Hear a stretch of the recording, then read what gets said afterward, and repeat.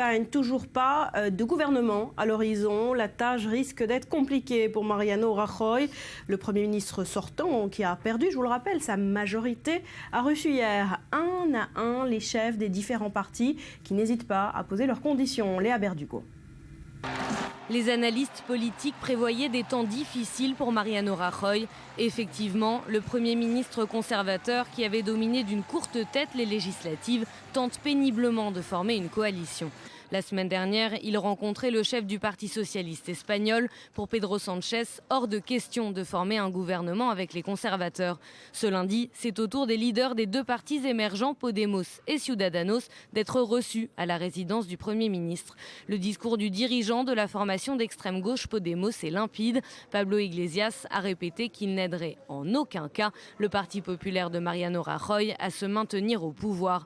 Pour autant, il n'accorde pas non plus son soutien à la gauche traditionnelle.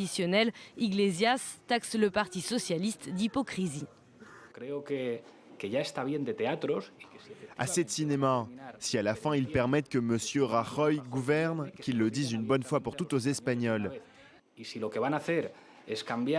Et s'ils décident de changer de candidat parce qu'ils veulent de nouvelles élections et un nouveau candidat susceptible, à leurs yeux, d'obtenir de meilleurs résultats, qu'ils le disent.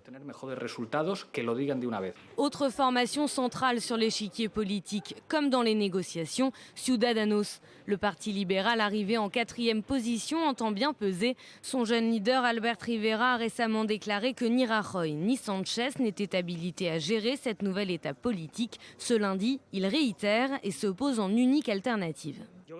Je crois qu'il est important que les Espagnols sachent aussi dans quelle situation nous nous trouvons. Un Mariano Rajoy qui n'a pas de soutien pour être chef du gouvernement et un Pedro Sánchez qui n'en a pas non plus et veut les chercher.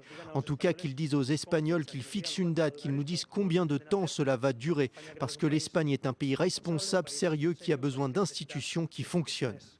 Les partis ont jusqu'au 13 janvier pour voter une première investiture au Parlement. Si le candidat élu n'a pas formé de gouvernement dans les 2 mois qui suivent ce vote, de nouvelles élections devront être convoquées.